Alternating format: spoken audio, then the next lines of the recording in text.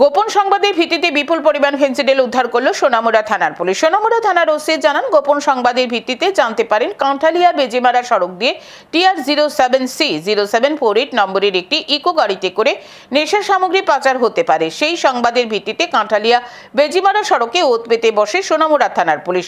Police গাড়িটিকে দেখতে পেয়ে দাঁড় করানোর জন্য সিগন্যাল দিলে চালক গাড়িটিকে ঘুরিয়ে গাড়ি নিয়ে পালিয়ে যাওয়ার চেষ্টা করে। তখন পুলিশ গাড়িটির পিছু ধাওয়া করে গাড়িটিকে আটক করে গাড়িটিতে তল্লাশি চালানোর পর 6টি কার্টনে 600 বোতল ফেন্সিডিল উদ্ধার হয়। আটক করা হয়েছে গাড়ির চালক সলিমান মিয়াকে। তার বাড়ি বেজিমারা এলাকায়। উদ্ধার হওয়া ফেন্সিডিলের বাজার মূল্য আনুমানিক 6 থেকে 7 লক্ষ টাকা। সোনামুড়া থানায় NDPS ধারায় একটি মামলা রুজু করা হয়েছে বলে জানান সোনামুড়া থানার ওসি।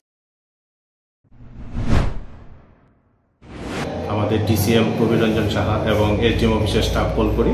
ওনাদের উপস্থিতিতে আমরা গাড়ি চেক করে গাড়ির থেকে 6টা বাক্সের মধ্যে টোটাল 600 ফেন্সিডিল আমরা উদ্ধার করি এবং এই বিষয়ে একটা আমরা NDPS কেস মামলা নেই এবং ড্রাইভারকে অ্যারেস্ট করি।